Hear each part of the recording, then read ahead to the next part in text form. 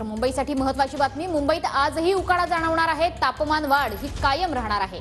आज मुंबईतलं कमाल तापमान 36 अंशांपर्यंत पोहोचणार आहे।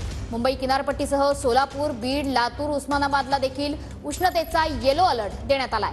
कोकण किनारपट्टीवर सुद्धा उष्ण आणि दमट तापमान राहणार आहे। या संदर्भातला आढावा घेतलाय आमच्या प्रतिनिधींनी। मुंबईत गेल्या 2 दिवसापासून उन्हाचा पारा वाढलेला आहे। मी सध्या मुंबईच्या बँड्रा परिसरामध्ये आहे आणि या ठिकाणी आपण पाहतोय की अंगाची लाही लाही होताना नागरिक पाहायला मिळतात। सगळ्यात महत्त्वाचं म्हणजे गेल्या 2 दिवसामध्ये याच ठिकाणी आपण जर पाहिलं तर मुंबईच्या हवेमध्ये आर्द्रता अधिक प्रमाणात वाढली आणि त्यामुळे नागरिक हैराण झालेले आहेत। रविवारी कमाल तापमान हे 36 अंशापर्यंत पोहोचणार असल्याचं बोललं जातं।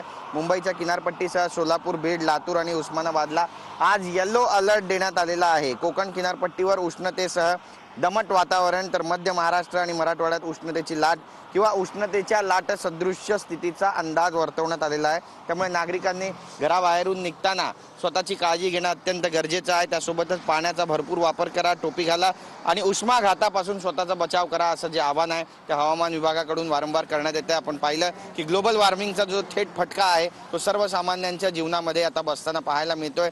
जास्तीत जास्त झाडं लावणं यावर पर्याय असू शकतो असं सुद्धा बोललं जातंय, पण त्याला सरकार किती गांभीर्याने घेत आहे हे पाहणं सुद्धा महत्त्वाचं ठरणार आहे। कॅमेरा पर्सन आदिल खानसह गिरीश गायकवाड, TV9 मराठी, मुंबई।